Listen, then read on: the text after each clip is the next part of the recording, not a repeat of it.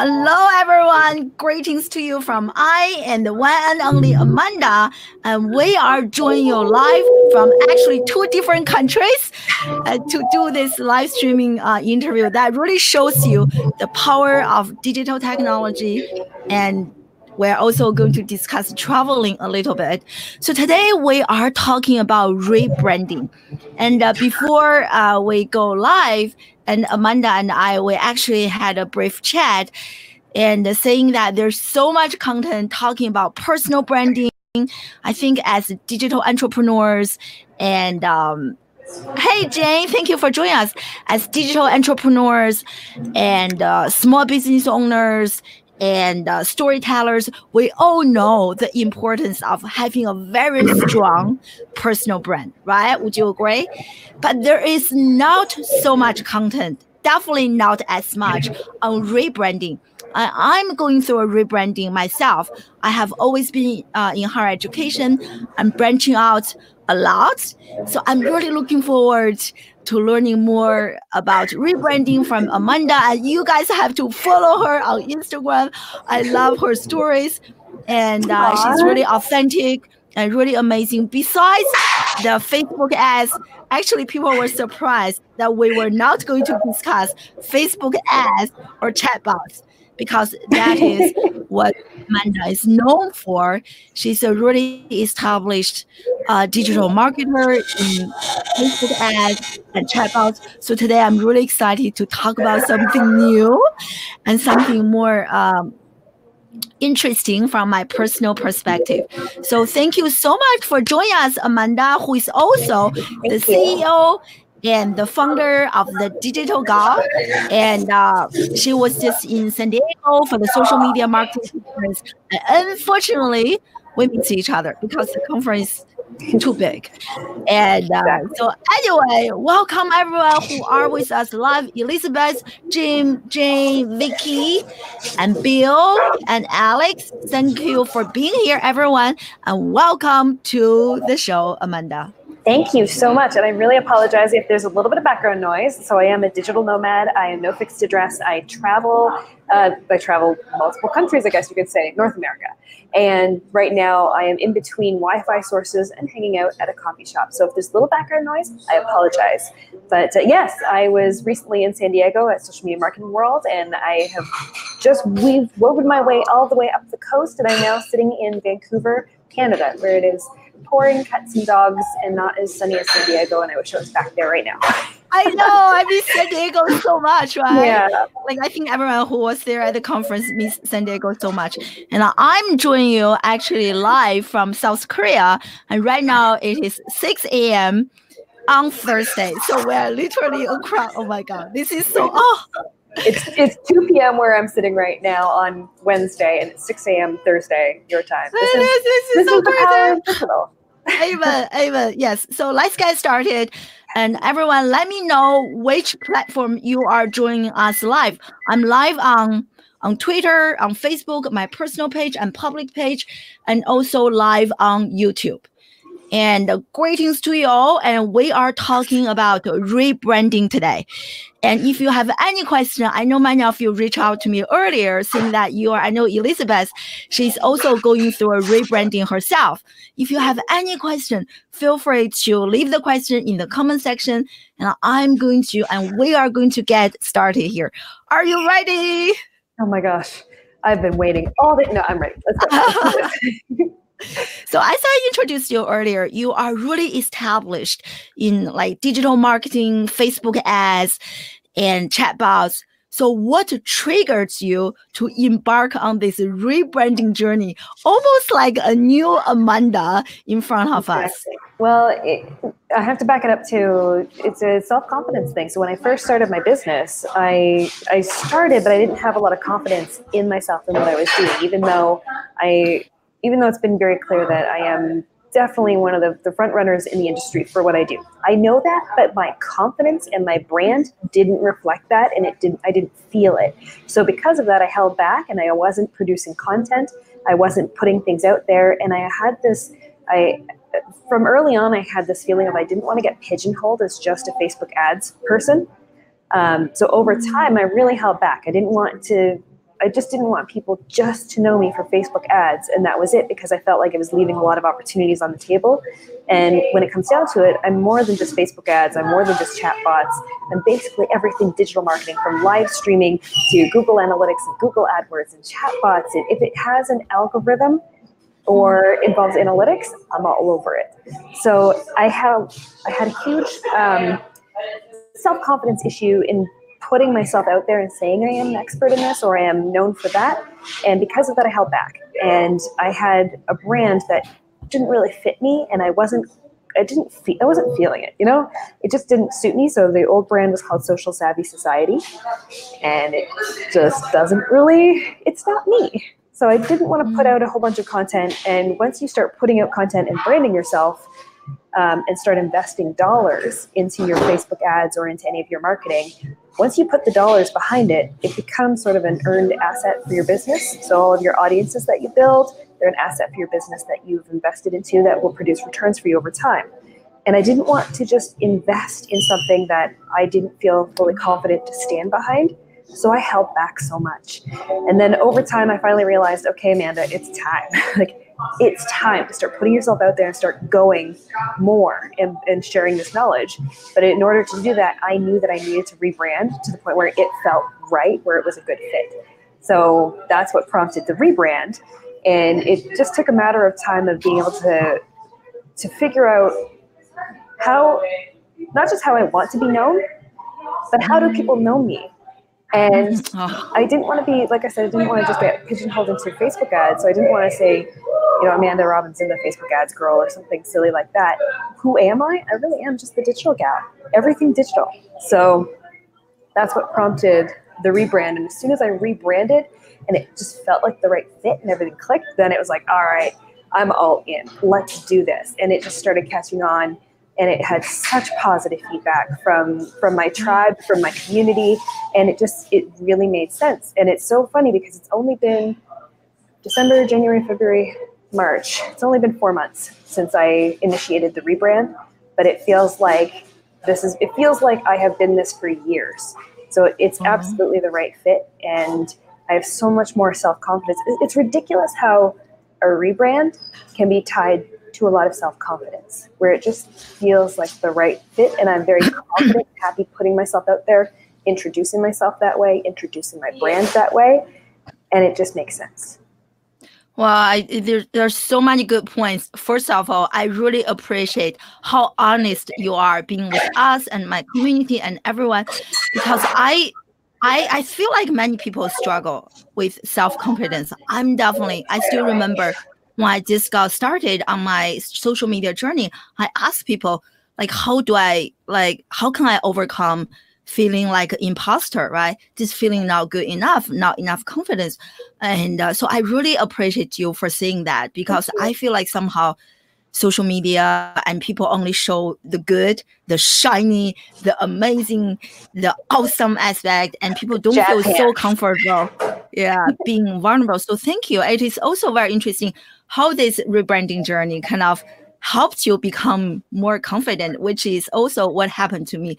So very, very interesting. So are you trying to create any alignment between this kind of new Amanda and the one that you used to be, or is that even necessary? They were always one and the same thing. It was always me, but I was just holding back before. So it was like the rebrand gave me permission to be able to start putting myself out there with more confidence and to be more prominent and to be very comfortable with saying, yes, I am the digital gal. Whereas before it just didn't feel right. So it was not a huge shift between who I was before and who I am now. It's more like just settling into the comfort zone of embracing who I am without fighting against it. Because before I would have people, again, trying to say she's the Facebook ads girl. And yes, I am, but I would push against it. I would give resistance, say, well, I'm not just that. Well, then what do you do? Who are you? What do you do? I always get that question. Well, what do you do? Like, I don't really know what I do. I don't really know how to explain what I do. I do a lot of technical things. I do a lot of this. I do a lot of that. But I just couldn't nail down what you do. So now when I say I am the digital gal, it makes complete sense when I'm introducing myself, when I'm speaking about chatbots, I'm the digital gal. When I'm introducing myself speaking about Facebook ads, I'm the digital gal. When I'm talking live streaming, I'm the digital gal, and it just fits. And when you are talking about this new journey of being and becoming a digital nomad, that's also kind of the digital theme, right? It all fits in together. So I basically created a brand that blankets everything and that just works no matter which way I apply it. And the reason it works in this case, this isn't going to work for everybody, but the reason it works is because it's me. It really is me. It's a true reflection of who I really naturally am. And so I'm not trying to conform and fit into something. I'm not trying to make a name for something and fit into that or conform to it. I'm just giving myself an appropriate label that other people can understand and it makes sense to everyone else. And now when we talk about branding, it's a little bit of a play. It's a little bit of a move on why didn't I just brand myself as Amanda Robinson? So a lot of people use their own name and they make themselves a brand page on Facebook or a brand. They become a public figure because appropriately, I am representing myself as the business, not representing another business that has multiple employees or anything like that. I am technically a personal brand. I love this. So why didn't I use Amanda Robinson? Well, from a technical standpoint, especially when it comes to Facebook and Facebook tagging, there's the personal profile and then there's the business page, and a lot of people will confuse the two of them, especially when it's a personal brand. So when it comes to people tagging things or tagging your page versus your profile, reaching out to you from a business perspective, sending you direct messages through your profile or through your business page, or interacting with your business page when it comes to ads or when it comes to content. There needs to be a little more of a clear differentiation between which one is which, and I find when people get confused, they'll actually hold back. They won't send as many messages. They won't engage or interact when they're not confident of, oh wait, I'm trying to talk to Amanda Robinson, but am I talking to her brand? Do other people manage her brand? Is that actually her I'm talking to, or is it not? So intentionally turning it into the digital gal, it makes a very clear differentiation between the two, but by being the digital gal, you still feel like you're talking to a person or a human. So it's not just talking to a business. So it still has that feel. And then the third component of that play is that with all of the branding, I've done. I want some. With all the branding, I've done up these stickers, for example, and even though I'm branding myself as the digital gal, everybody is the digital gal. You know, if you were to take this and put this on your laptop, you'd feel comfortable being like, yeah, I am the digital gal. Yeah, this digital me, yeah. gal. Exactly. So by being able to play on this and play with the branding, it's created a little bit of buzz, a little bit of excitement, and a little bit of demand for this branding, for people wanting the stickers or wanting swag or wanting to be a part of this phenomena that is the digital gal. So wow, this is amazing. And you just made this entire process of rebranding sounds so simple. Like, oh yeah, look at this. I did this. No. This is like, yeah, because I'm going through a rebranding kind of journey myself because I know how hard it is.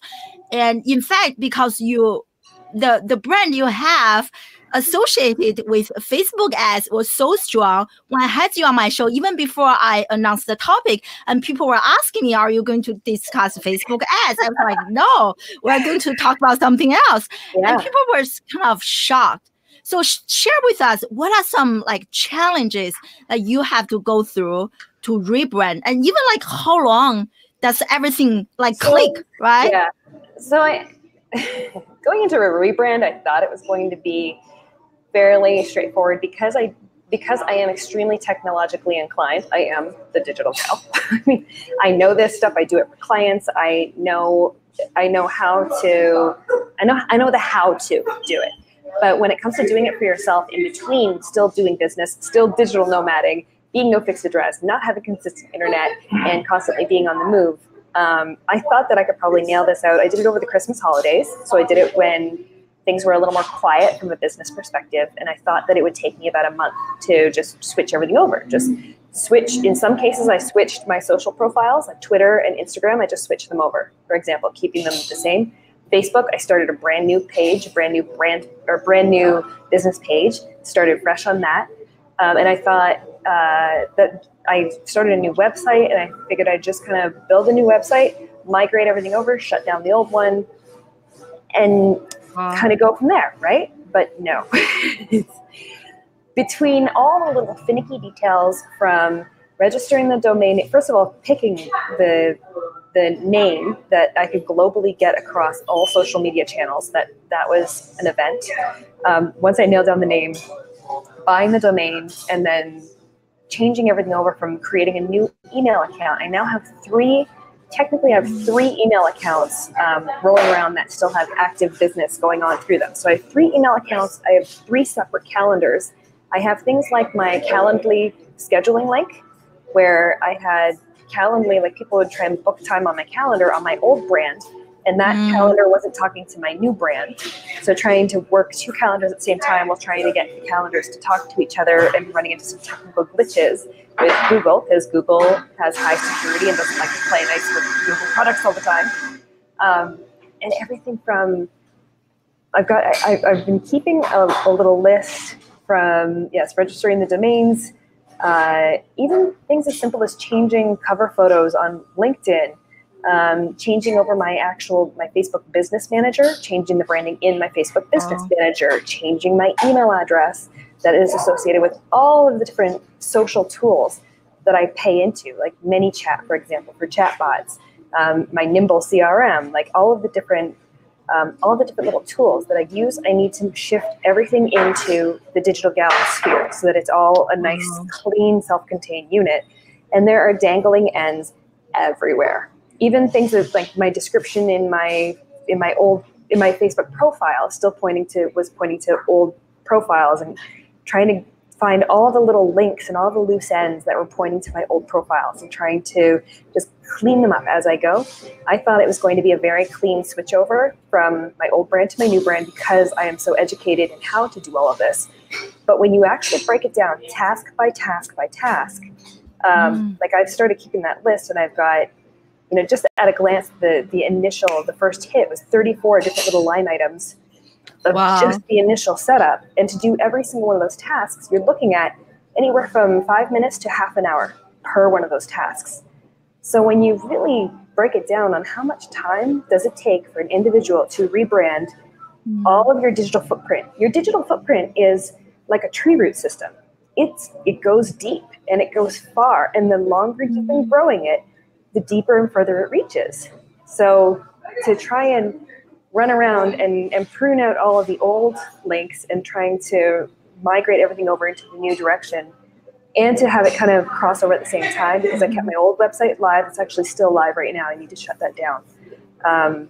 I still have traffic that goes through that old site and traffic comes to the new site. So there's this like switchover point where you just got to like rip the Band-Aid off and say, okay, I'm done with the old brand. It needs to die.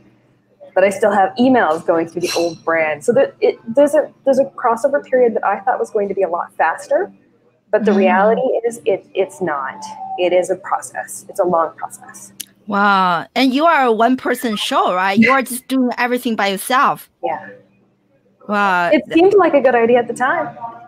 Yeah. But I think that's why, like getting started, like even for me, I have been running this live streaming show for some time, and people always ask me like, what to do this. But I feel like the best way for us to learn and is to take action. Like as you're taking action, you discover all those things that you didn't even realize as when you were planning, right? So it seems like many things also came to you. So you mentioned earlier you have been on this journey for some time, and reflecting on this journey and knowing what you know now, is there kind of a checklist or like a process or so-called best practices that we can follow in terms of rebranding? Because I do know that a few people in my live audience, they are interested in rebranding and they can avoid the mistakes and to do this like faster and better. Yeah. So kind of 2 points of advice that I will give. One thing I didn't do that I wish I had done is I wish I had informed everybody. When I say everybody, my tribe, my crew, my people, the people I interact with on a regular basis. I wish that I had more confidence to just put it out there in a big way and say, guess what, everybody? I am about to rebrand. I didn't do it that way. I did it quietly. I did it in the background. I just kind of, one day decided I was just going to change my profiles over. And then I decided I was going to tinker on a new website and kind of quietly get the new website live. I did it all sort of under the radar. And so people were very confused. It made this crossover period longer and more difficult. So I wish that in the beginning that I had just made an announcement and made a lot of excitement about I am rebranding and built anticipation over it. Like, does anybody want to know what it's going to be, what it's going to say? And do you want do you want to see the great reveal on the brand colors or on the name? Like, I should have done a lot more drumming up that excitement to bring people along the journey. Because when people are along the journey with you, they stand behind you and they're excited to see what you're going to do next. So that's my one regret. I'm doing that with all of my digital nomading. I'm bringing everybody on my journey. If you follow me at the Digital Gal on Instagram, I love that. You're on my journey with me. It's almost like you're sitting in the passenger seat while we're nomading all across the country. But I did not do that with my personal branding, and I regret that. Now, what you can do to help counter that, what I did after the fact, and again, I'm just using these stickers as an example. What I did was I did bring people along the journey of this, where it's launching the stickers, getting people excited that they're coming, who wants one. I built a messenger marketing chat bot where people could enter the chat bot, fill out their address information, and I physically snail mailed the Digital Gal, hundreds of these out to individuals.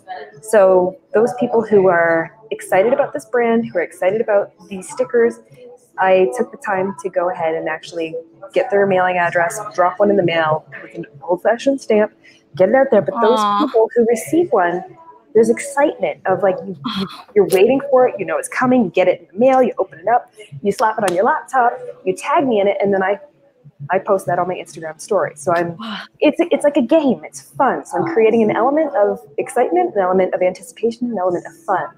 And so I didn't bring people along the journey of starting a rebrand, but I'm now bringing people along the journey of it's here.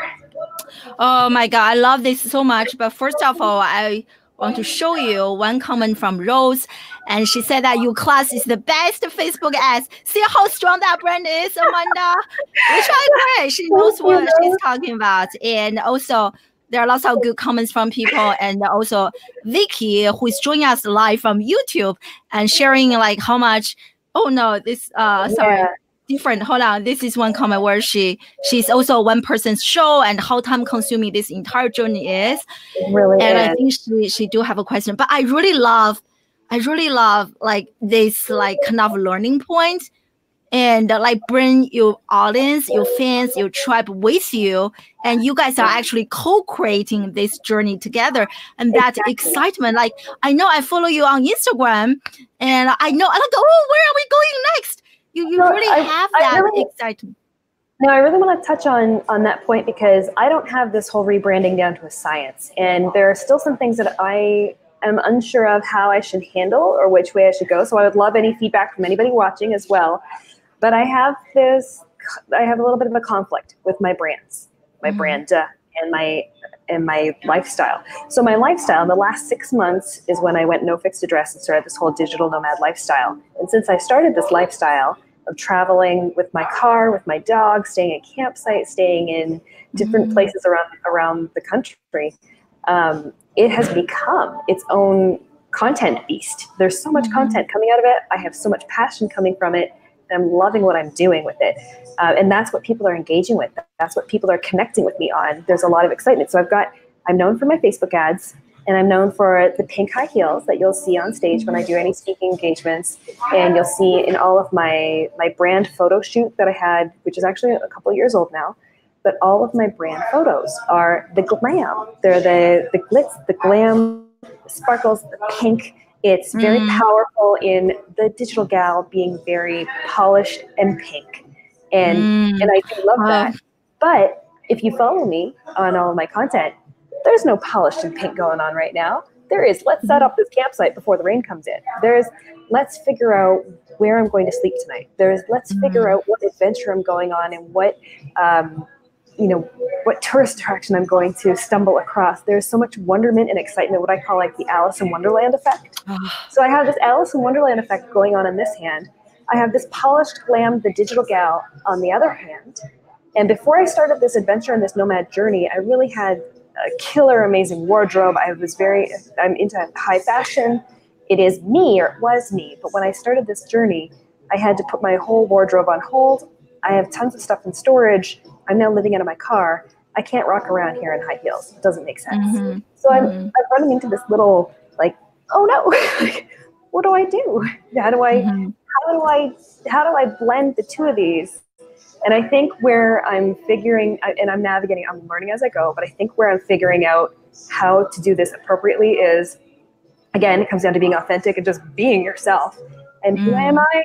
I am the girl that still loves the outdoors, still loves doing all this, but travels around with all of my live streaming tech. I have an entire live streaming pop-up kit, essentially, that I travel with. So I want to start talking more and focusing more on how am I being the digital gal in this nomadic lifestyle? How do I manage to do this from every random place, and what are all the challenges involved, and how do I troubleshoot those and make it work and still bring all of this knowledge, because I have all of this Facebook ads and chatbot and analytics knowledge that I'm sharing out with the world, but I just happen to be doing it with a giant backstory of living life and experiencing life with no borders and nowhere I have to be other than where I want to go.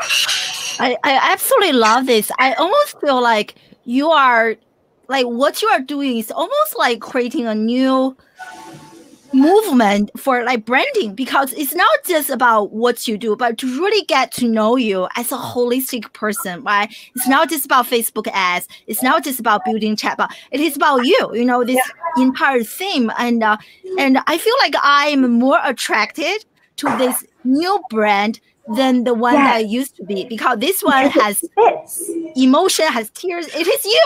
It is you. It's got tears, and I openly share them when they happen, because that's the one thing I don't want to be is I don't want to be that completely Instagram perfect. I don't want to show people only one half of the equation. There's a whole other half that I am an entrepreneur. I am human. I make mistakes and I learn from them. But this journey, I don't care who you are. If you are an entrepreneur and you're on this journey, it is freaking hard. It is hard. And no matter how hard it is, we still choose to do it because it's us. It's in your blood. It's built into you. So I just love this. Yes. So much yes to this. I'm sorry to interrupt you. This is just so good. I really love. I can feel your passion, and you're just so authentic and open to share everything with us. And please give Amanda some hearts and for being so honest with us. This is so good. And I think I saw a question earlier from Elizabeth, and I think she was asking, so when you were kind of rebranding yourself, why you didn't choose to share this kind of with your audience, kept as a secret? And here's the honest Amanda again. It all comes back to self-confidence. So I did not exactly have full self-confidence in myself that I could rebrand and that it would take off or that it would be successful. And I thought, there are a lot of things that I think in my mind will go okay or would be a good idea, and I'll start to do them, but then maybe I get 3/4 of the way through and realize, oh, this was a bad idea. I want to abort. I want to stop. I want to go back to where I was so that I can start fresh again. And maybe learn from those mistakes and redo it the right way. So I had a lack of confidence in myself to be able to successfully do the rebrand and know that it was the right fit, because I don't have a roadmap that I'm going off of. I don't have anybody I don't have any other marketing professional saying, this is how you rebrand. I'm going off of my experience, off of my gut. And I do have a tendency to try things that are a little unconventional, and sometimes they work, sometimes they don't. That's how I learn. So I thought when I was rebranding and doing it kind of under the radar and quietly, it really was because I guess I was afraid for other people to see me fail. And I had a lot of layers of emotional challenges going on at the same time, because I still consider myself at that time fairly new into this lifestyle. And when you lose everything, when you lose stability, when you lose your place to live, when you don't have a bed to go home to at the end of the day, there's some psychological stuff that happens where you have to like really reevaluate and readjust who you are, what you're all about. And so that was happening at the same time as me deciding, okay, let's do this rebrand. And am I confident in saying I'm going to do this successfully and I'm proud of it and I'm excited about it and I want all this attention on me? At that point in time, I wanted to deflect as much attention off of me as possible because I didn't want more attention on the struggles and challenges I was already going through. So it kind of all like, it just all like swirled around and hit at the same time. But again, like I've been saying, if I knew then what I know now, it doesn't matter. And I really should have brought everybody on the journey with me. I should have made a lot more noise about it. And if I failed, who cares? Then everyone's learning with me. Amen. Oh, I love this so much because it is exactly my journey. And we came to Korea, relocated from Philadelphia to Korea 2 years ago because of my husband's job. And I went through a rebranding journey myself because I have been in higher education for 10 years. My only brand is being a college professor. And I had so much struggle, mainly internally. I was afraid to share this new person. So what I did was I took out my phone. I documented my journey without sharing with anyone. It is just on my phone. I didn't share. I kind of did it behind the stage for the very exact same reason. I was praying. I was like, what is this about? I don't understand. But I really wished I shared this and invited my entire community. So that is, thank you for being so honest. I know I said this quite a few times, but that is. I'm glad that I'm not alone. I'm glad that you can understand and really relate to sort of the psychology behind when you're taking a brand. And I actually had to dismantle parts of my business to rebuild it in the direction I wanted to go. I had to let go of some clients. I had to change direction. I had to pivot to let go of what wasn't serving me and what wasn't the right fit to rebuild it in the right direction. And there's just so much mentally that you go through, especially when you're an entrepreneur and you've put so much blood, sweat, and tears into building a business. It's very hard to let go of parts of that to rebuild in the direction that you know you need to go, that your heart needs to go in, that everyone else is expecting you to go into because it's time for you to bring yourself to the table and really shine. So if there are barriers that are holding you back from doing that, it's still really hard to let go of those barriers because that's the safe zone. That's what you know. It's what you're comfortable with, and you know it. You know it works. Maybe it's not serving you to the best, but you know it works.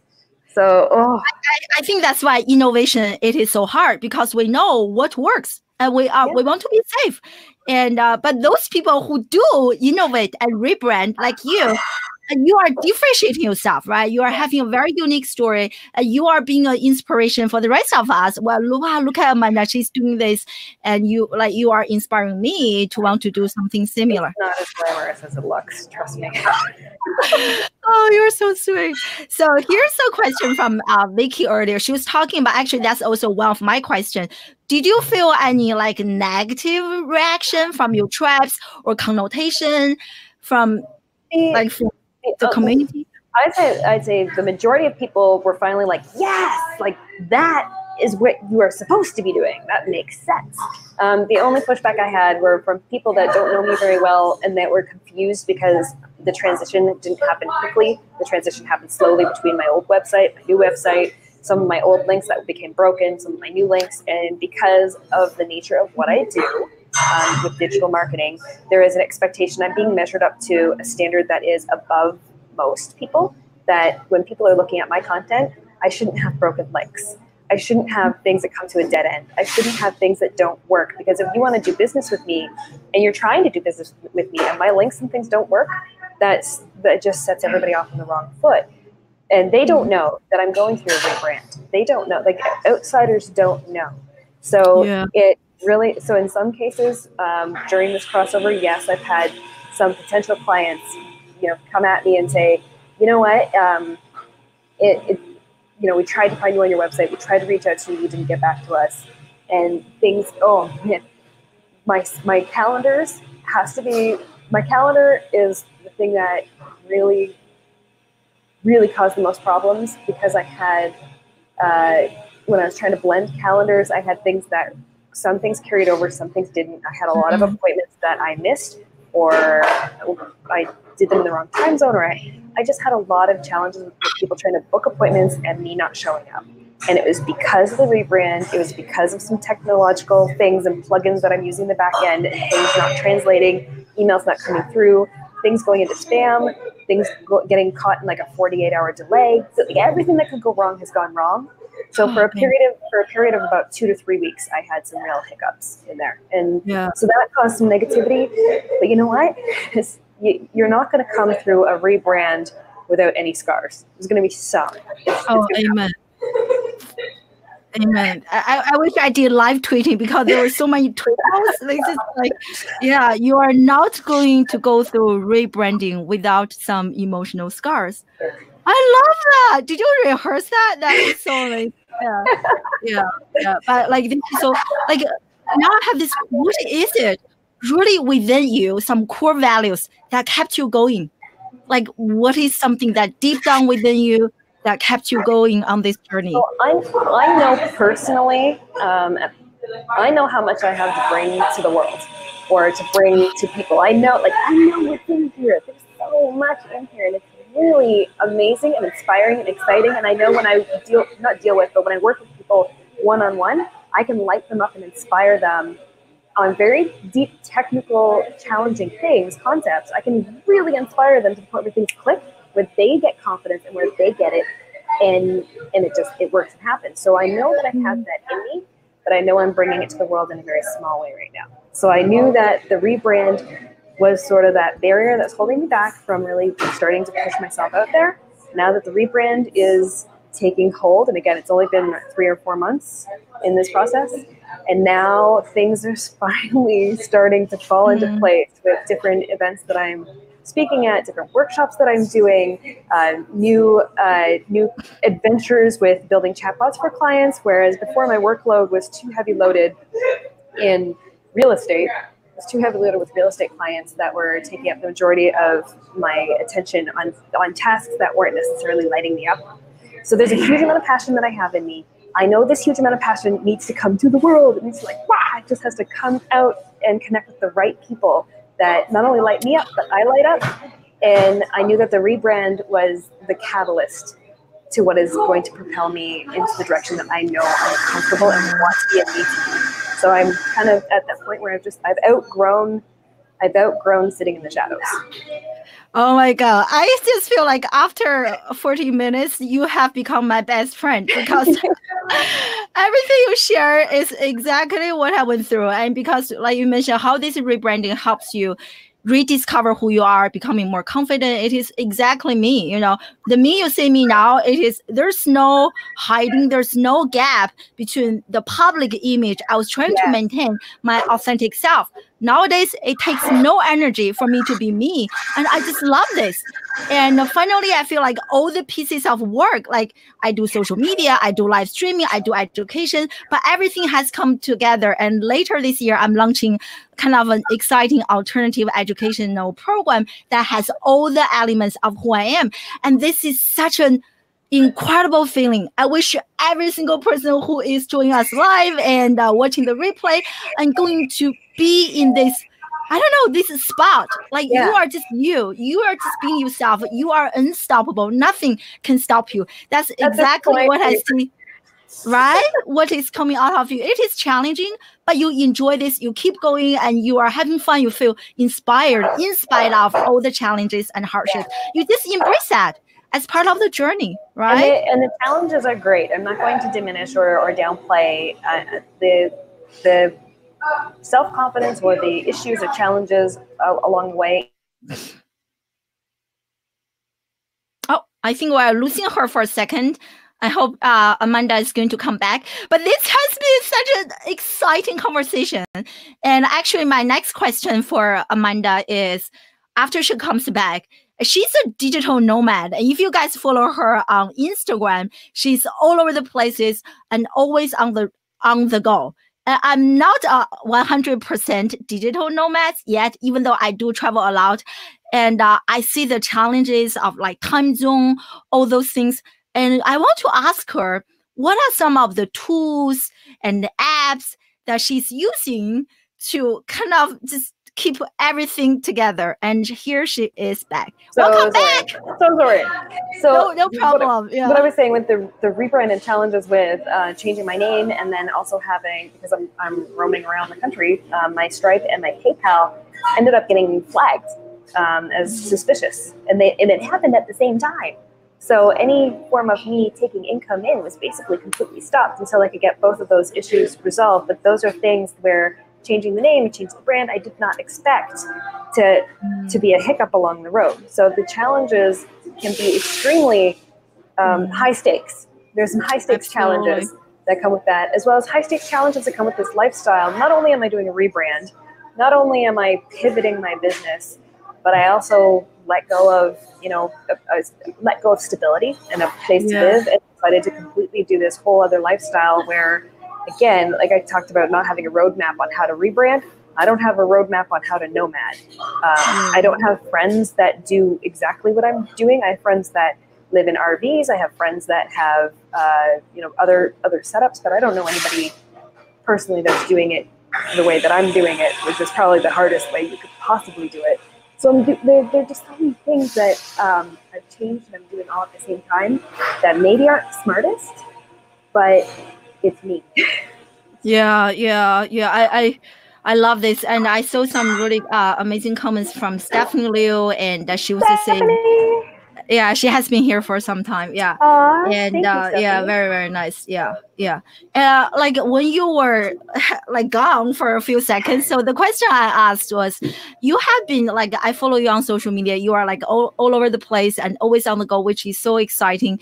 And what are some must have like tools and apps that make it possible for you to have this like digital nomad, or maybe even equipment? So can you please share your toolbox with us? Toolbox. Oh my goodness. I guess it's going to be tailored to different tools for different things. For example, I use an app when it comes to digital nomading. I use an app called iOverlander, and that's the app that I'm using to find campsites, or find either established campsites or informal campsites, or places that I'm going to sleep next. So I use that app in combination with other maps and apps. Funny enough, my iWatch is a huge tool for me while I'm nomading, because as I'm driving and doing directions, it's alerting me as I'm driving. It's giving me the taps and notifications as I'm driving. So that takes a huge, it just becomes like I don't know how to explain it. It becomes sort of part of the rhythm. Like you just learn the different taps and what it's saying and what it means, and how I navigate. When it comes to being on the road,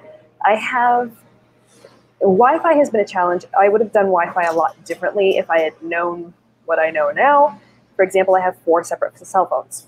I have 4 cell phones. I've had different SIM cards. I've had problems with my cell phones and SIM cards, and I don't have any. I won't give people my phone number because it's just going to change. It's always changing. So Facebook Messenger has become my primary form of contact, and that's how I communicate with people. I don't really text message people anymore. I'll do my phone calls, video calls, everything through Facebook Messenger. When it comes to the equipment I'm traveling with, I do have my DSLR that I usually use for live streaming. I don't have everything set up here because I'm in a coffee shop, but I travel with an entire video backdrop, like a whole scaffolding and backdrop. I travel with a big Diva light, so I have lighting that I can either use while I'm in the car or outside of the car. I have compact lighting that I have that I can use on a cell phone or on a case. I have an iographer case that I can mount my cell phone into and use that and mount it on a mini tripod. The mini tripod has been the best, because I can mount my cell phone in with the mini tripod, use it as a dash cam. I can do on the fly vlogs with it. I do have a lot of tech. I have a lot of tech.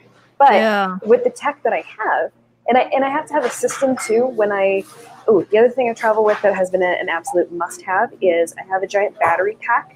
It looks like a car battery, but it's much fancier. It's a Goal Zero Yeti, that's what it's called. And I charge that I have it hooked into the car, and it charges while I drive the car. So while I'm doing, a 7 or 8 hour drive, it charges to 100%. And then when I'm camping overnight, I can plug in my laptop, all my electronics, charge my watch, charge 2 of the 4 phones, charge everything while I'm camping, including I try to choose campsites that have really good cell signal, because if I have cell signal, I have Wi-Fi, and I can work from the campsite. I can live stream from the campsite. So without that battery pack, I wouldn't be able to do. And because I also travel with Small Dog, who is not very small, but because I travel with the dog, typically I will be doing a lot of work from patios, like a Starbucks patio, and they don't have outdoor outlets to plug the computer into. So I carry that big battery pack, and I'll go and take the battery pack and sit on a patio, plug my electronics into it, use the Wi-Fi from Starbucks, and live stream and do everything that I need to while I'm sitting outside with the dog on the patio. So there are all these little things. I mean, I could probably talk for days on how to digital nomad. This is amazing. While live streaming or needing adequate internet access. So there's a whole lot of things that I've learned, but that's it in a nutshell. Wow, that just it shows how determined you are. I really love this. And so I saw this question from Vicky. From Shval that I missed earlier, and he was asking, so what advice can you give on getting out of a rut while rebranding? It depends on what the rut is. Is the rut confidence rut? Is the rut that you're just not getting enough business coming from it? My advice on getting out of any kind of rut is, what is it that lights you up? What is it that when you wake up in the morning, what makes you want to spring up, jump on the computer, or spring up and go do what it is that you do for a living? What is it that motivates you and makes you so excited that you don't even care if you have a coffee or breakfast or whatever? You just want to get at it. You just want to get to it. And if you don't have any element of that in your day-to-day life, then it doesn't matter what you're doing, it's going to be hard to do.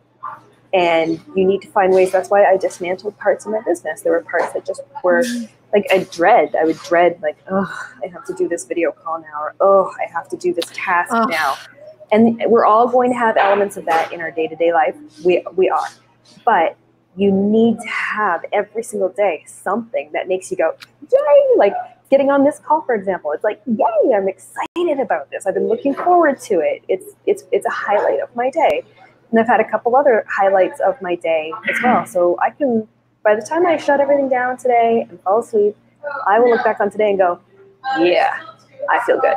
And if you don't have that, then it's so easy to get caught in a rut. Amen. So how do you get out of that rut? Really ask yourself, what is it that lights you up? What is it that makes you smile, or makes you geek out, or makes you really look forward to your day? And start putting those in. And if those things happen to have nothing to do with your job, then find those things that light you up and use them as a reward. So do the tasks that you don't necessarily like to do, but you have to do, but then make sure you're rewarding yourself with the things that do light you up. Yeah. Oh, yeah. Oh, I love this. I love this. This is so true. I remember before when I was just being a traditional, whatever profession I was supposed to be. And when I listen to podcast interviews and people always say, oh, I love Monday. I love my life. I feel so inspired. I was like, no way. Those people must be liars. Yeah, exactly. From the Mars? What do you mean? But now I can truly say that, right? Once you rediscover that sweet spot for where you are and who you are meant to be, I feel so inspired on a daily basis doing this. The best thing is when you don't realize what day of the week it is. But it's not a bad thing. It's not like, oh, I don't know what day of the week it is. Is it Friday yet? No. When it's like, wait, it's Wednesday? Really? Oh, cool. Because every day is just something new, something exciting, something you're looking forward to, where every single day has so much to offer. And that's where that's where you should be. That's where I would love everybody to be. Amen. Did you guys hear that? That's my biggest takeaway. Exactly. Everybody can be and should be at this place, this sweet spot. Yeah. Actually, just a quick, I really don't want to sugarcoat it though. Yes, I have that. But yes, I also have the really, really frustrating, challenging, makes you want to scream and cry and stomp your feet in frustration moments where things don't go well in my day, or where I had a bunch of live streams lined up and for whatever reason I couldn't access internet and I had to reschedule everything for the third time on the same client, which makes me feel like a complete failure. There are those days too. So it's all the good and the bad, but there's a trade-off. For me to be able to reach these huge highs of like, I love my life, it also comes with these huge highs of, what am I doing? Mm-hmm. So you don't have to live like me. You can live in this like comfort zone as long as every day you know that you're doing something for you. Yeah. Oh, I love that. It is a whole package. Like for me, the same, here and here, here and here. But you love this. This is a whole package. It's like dating someone. You can't just date the good parts of this person. It's like a whole package, right? We're dating this entire person. Yeah. Yes. Yeah. This has been an amazing conversation. Well, over time. So I'm just going to wrap up here. And what is next for you, Amanda? And the more I get to know you, the more I just like love what you do, have more respect for you. Thank you. So share with us what is next for you and where do you see yourself in terms of your career and maybe even physical location by the end of this year. Well, I know that I have some really exciting speaking events coming up. So I'm going to be at the Midwest Digital Marketing Conference in 2 weeks doing a Facebook ads workshop and a speaking event there. I'm also going to be at Social Media Week Lima in June. So if you haven't signed up for that, everybody's going to be there. You need to go there.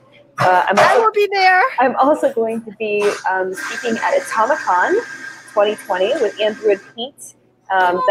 That's over in the UK, so I'm very thrilled about that. I have my Facebook ads 4-week training program where I teach people Facebook ads from start to finish. That I won't be launching the next one. It's all live training. The next one will happen in May. And I have some really exciting chatbot things coming up with teaching chatbot builders how to do Facebook ads. So there's just a lot in the works, and there are a lot of really great collaborations happening in the background. And on top of the collaborations, there's just a lot of content that I'm starting to push forward. So just I would suggest, if you're curious about this lifestyle, if you're curious about what the Digital Gal is up to, definitely connect, follow me, and start now, because this is just the start of the wild journey, but the wild journey is actually starting to turn into some pretty exciting things. And I love how you learned from your mistake, so to speak, that now you are inviting everybody to be on this journey. So I really love this part. Yeah. And this is great. Speaking of to learn more about you, so where is the best way for people to discover you and to connect with you and to learn from you and with you? So the 2 parts. Part 1, if you want to follow me on the actual real nitty-gritty journey and see what my day-to-day life is actually like on this craziness, then Instagram is where you want to be, which is at the Digital Gal. If you want to connect with me from a business standpoint, then Facebook is where it's at, and you'll want to follow me on Facebook at the Digital Gal on Facebook as well. So that's where you'll find me mostly. And you can also go to thedigitalgal.com and find my Rebrand in progress website, not done yet, but it doesn't matter because this is reality. I love this, and I will make sure after we finish the live streaming to insert Amanda's all of her social media handles in the comments section on different social media platforms so that you can follow her and follow this amazing lady. I feel this is just the beginning for you, right? This is just the beginning, like bigger and better and more exciting things are going to happen. I feel like the past 5 years has been a lot of learning on my end, and now I feel like the next 5 years is going to be a lot of sharing.